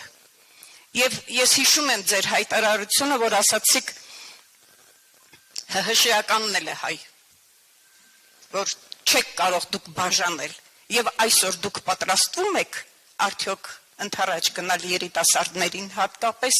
եւ նրանց աշխատանքի տեղավորելը, նրանց հնարավորություն տալ աշխատելու, եթե նրանք պրոֆեսիոնալիզմ կդրսևորեն։ Շնորհակալ եմ։ Մի քիչ երկար ստացվեց, կներեք։ Իսկապես թեման կարևոր թեմա է, ես կառաջարկեի ավելի ճիշտ հետևյալ ձևով կարձագանքի մարդ չի կարող ղեկավար աշխատի, եթե ոլորտը չի հասկանում, ոքի չի կարող։ Եվ եթե ուզում ես իսկապես ոլորտը զարգացնես, պետք է մարդ նշանակես ղեկավարի պաշտոնում, որ այդ ոլորտը զգում է, հասկանում է։ Սա անկասկած եւ այդպես է եղել։ Իմ նախագահության տարիներին այդպես է եղել եւ դրանով է պայմանավորված, որ մարդիկ երկար են աշխատել։ Արտգործնախարարը 10 տարի եղել է արտգործնախարար։ Արդարադատության նախարարը, եթե չեմ սխալվում, մոտ 9 տարի։ Ոստիկանապետը Հայկ Արությունյանը 99 թվականից։ Եվ այսպես երկար են աշխատել։ Եթե դու կարող ես, օրինակ, 6 տարում, 7 տարում 5 ոստիկանապետ փոխել, 6-7 անվտանգության ծառայության պետ, նախարարներ կա, որ սենց որ սեմիչքի պես էլի սենց։ Սա առաջինը փոխելու ապրանք են իրականում, բայց գոնե եթե տեսնում ես, որ հաջող չի փոխում ես, գոնե տեղը մի մարդ բեր, որ արհեստավարժության գոնե ինչ-որ մի բան ունի, մի մակարդակ ունի։ Այդ տեսանկյունից հիմա պատկերը խայտարակ է։ Դուք վերցրել եք օրինակ իմ տարիների ինչքան էին աշխատում նախարարներ իրենց մասնագիտությունը, թե ինչի մասնագետ են եւ երբեք չի եղել, որ օրինակ իրավաբանին նշանակես առողջապահության նախարար կամ բժիշկին նշանակես արտարադատության նախարար, այդպես բան չի եղել եւ անպայման։ Ես լրիվ ընդունում եմ այն, ինչ դուք ասել եք, ինչ վերաբերում է այլ մոտեցման թայֆայության։ Ես 10 տարի նախագահ եմ եղել, գտեք մեկ մարդ, որը նշանակվել է կարևոր պաշտոնից, որը ինձ բարեկամ է, բարեկամ կամ ազգական։ Ոտի գտեք, հրապարակեք այդ մարդու անուն ազգանունը, որը կարևոր ինչ-որ դիրքերում, ինչ-որ մի բան է, կարևոր բաներ անում երկրում։ Չկա։ Կամ օրինակ համադասարանցի, կամ համակուրսեցի, իմ համակուրսեցիներից մենակ մեկը Մարտունի շրջանում շրջանը մի պետ էր։ Եթե ես իմացել եմ իր նշանակման մասին հետո, որ այցելել եմ այդ մարս, տեսի ասյա, դու ես, չգիտե, Հայկ Արությունյանը նշանակել էր։ Այսպես էր։ Հիմա որ նայում ես, կա որ սանիկ, չգիտեմ, բան ես, ինչ կապեր ասես, բաներ ձակներ, չգիտեմ ինչ է, այդ ձակերն էլ ենքան շատ են։ Ես նախին եմ։ Այդ ձակերի կեսներ հիմա նախին եմ։ Ես մանկատնից չեմ եղել, ես էլ շատ բարեկամներ, ունեմ բարեկամներ, հարազատներ և այլ, սենց նիձիդոմովսկ էլ էդ որ ասում են, բայց վերջի ինչ-որ մի բան կա, մի պլանկա կա, որ այդ պլանկային հետևում ես, ասում ես ամոթ, սա խոսակցությունների բան չդարնա, վստահության կորուստի հարց չդարնա, թայֆա ձևավորելու ինչ-որ մոդել չձևավորենք մեր մոտ Հայաստանի Հանրապետությունում։ Հիմա այդ սա բանա, սա ոչինչացրած է, սկզբունք չկա։ Ընդունում եմ և վստահ եղեք, որ միայն այդպես է կներնա, այլ կերպ ուղղակի չկա։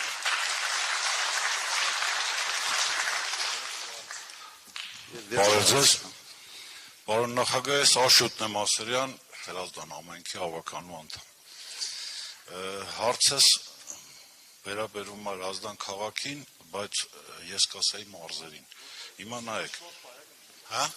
Միկրոֆոնում։ Հիմա տեսեք, Երևան քաղաքում մոտավոր հաշվարկներով տարբեր աղբյուրներից որ ինֆորմացիան վերցնում եմ 230-240 հազար մարդու բնակարանաշինության մասին է խոսքը գնում, որը որ կասեի, որ մարզերում չկա նման բան։ Օրինակ Հրազդանում 2-3 բազմաբնակարան շենք է սարքվում, գներն էլ բնականաբար հավասարեցված է Երևանի գներին, բնակարանի 1 քառակուսի մետրի արժեքի էսի նկատի ունեմ, երիտասարդությունը, որը որ պետք է գնի, այսօր ամեն մարդ չի կարող իրեն թույլ տալ կանխիկ գումարով ամբողջ բնակարանը գնելու, վարկով, իպոթեկով բնակարանը գնելուց, բնականաբար ընտրությունը կանգնում է Երևանի վրա, որտեղ գինը նույնն է, հնարավորություններն էլ թույլ են տալի։ Հետո աշխատատեղերի քանակի սակավության պատճառով երիտասարդներից շատերը խելացի մասան գնում է Երևանում աշխատելու Հրազդանից նկատի ունեմ մոտ տարածքը բնականաբար տունը առան վերջ պրծավել Հրազդան հետ չեն գա նույնը վերաբերվում է մյուս քաղաքներին դուք ինչպես եք պատկերացնում մարզերում այդ բնակարանաշինության լավ sense ասեմ երիտասարդներին մարզերում պահելու խնդիրը որտեղ մենք կներեք, բայց ոնց որ գնում են քաղաք պետության։ Լրիվ ընդունում եմ, սա պրոբլեմ է և մենք համաչափ զարգացման, տարածքային համաչափ զարգացման գաղափարն ենք դնում ուղղակի մեր ծրագրի հիմքում, իսկապես սա պրոբլեմ է։ Որոշ չափով Երևանում, ես ուղղակի հիշեցնեմ, տնտեսական ճգնաժամից հետո շինարարությունը ընդհանրապես լրիվ կաղնած էր, զերոյի վրա էր, սննկացումներ և այլ այն ժամանակ և այդ եկամտահարկի վերադարձի հարցը ինքը բավական բան դառավ, մոտիվացրեց և այդ բիզնեսը, շինարարությունը նոր սկսեց թափառնել։ Իրականում եկամտահարկի վերադարձի հարցը ինքը սոցիալական տեսանկյունից ինքը արդար օրենք չի, արդար մոտեցում չի, որովհետև ըստ էության շատերը բնակարան էին առնում ոչ թե նրա համար, որ կարիք ունեն, այլ հնարավորություն կա եկամտահարկի վերադարձով, դու մեծ աշխատավարձ պիտի ստանաս, որ եկամտահարկը բավարար լինի, ինքը ավելի շատ աշխատատեղեր ստեղծելու, բիզնես զարգացնելու ծրագիր էր, այլ ոչ թե սոցիալական։ Եթե օբյեկտիվ նայեք, ինքը ոլորտը տեղի չարժեց, բայց ինքը սոցիալական հարց չի լուծում։ Հիմա նման կարգի հարցերը լուծելու համար մենք պետք է նաև սոցիալական բնակարանային շինարարության ծրագիր ունենանք, որտեղ անապահով խավերը չեն կարող եկամտահարկի վերադարձով բնակարանային հարց լուծել։ Ինչ կատարվում է Երևանում անկանոն եւ ամենից մեծ պրոբլեմը գիտեք ինչն է, երբ որ շինթույլտվությունը տալիս են, շատ պարզ ասեմ, շինթույլտվության գումարները դարձելով գիտի ինչ, միանալ հոսանքին, միանալ ինչ-որ գազի, միանալ ենթակառուցվածքային այդ ծառայությունների պրոբլեմ է դարել։ Եվ այդ ամենը սենց ոնց որ գները փչելու ինչ-որ մի մեխանիզմ են դրել, բայց հիմնական նպատակը հետևյալն էր, հնարավորինս այդ ոլորտից փող շատ քաշել բերել, քաղաքապետարան բերել բյուջե։ Բայց սա բերես նաև նրան, որ նման կարգի ծախսերը որոշակի բիզնես գրավչություն ունեն միայն Երևանում։ Երևանից դուրս շատ քիչ կարող է Ծաղկաձորում, որպես Ծաղկաձոր, նույնիսկ Ջերմուկում հիմա այդ հետաքրքրությունը չկա։ Վերանայում այն կարիք այո այստեղ կա։ Պետք է այնպես անենք, որ բիզնեսը, շինարարությունը որպես ճյուղ չտուժի, բայց պետությունը պետք է այդ գումարներով սոցիալական նաև շինարարություն անի եւ մարզերի համաչափ զարգացման ծրագիր անի։ Ուրեմն եթե դա մարզում է, շատ ավելի Երևանում պետք չի պետությունը ինչ-որ բան անի։ Երևանում պետքա պետությունը չխանգարի, կոպիտ ասած։ Մարզերում պետքա կոնկրետ բան անի օգնելու համար։ Մոդելի բանը սա է։ Հիմա Ծաղկաձորը ես որ սկսեցի Ծաղկաձորում լրիվ պատկերը փոխվեց, եթե հիշում եք ինչպիսին նա եղել Ծաղկաձորը, պետությունը մտավ, պետությունը պայմաններ ստեղծեց, հետո գնաց ավտոպիլոտի մեջ արդեն։ Հիմա նույնը տարածքային զարգացումն է։ Այ կրկնեմ այդ մոդելը, Երևանում չխանգարել, մարզերում օգնել, որ տեղից շարժվի։ Եթե մարզերում չօգնես, տեղից չի շարժվելու։ Այդ մոդելով պետք է կարողանանք առաջ շարժվել։ Եվ մեր ծրագրերում դա կա, համաչափ զարգացման ծրագրերում կա, այդ անկասկած։ Հետո օրինակ խոսվեց միայնակ մայր խոսած չէ։ Ինքը չի կարա եկամուտահարկի վերադարձի ծրագրով իպոթեք վերցնի եւ բնակարան ստանա։ Ուրեմն նշանակում է, որ եթե նման այդ կատեգորիայի մարդիկ երբեք պետք է բնակարան չունենան կամ բնակարանային բարելավում երբեք իրենց կյանքում չպետք է ունենան։ Դրա համար այդ սոցիալական շինարարության կոմպոնենտը մենք պետք է վերցնենք, ծրագրային սարքենք եւ ուղղակի այդ ուղղությամբ շարժվենք։ Եղավ ձեզ շնորհակալություն, որ եկել եք, շնորհակալություն հանդիպման համար եւ հետաքրքիր հարցերի համար։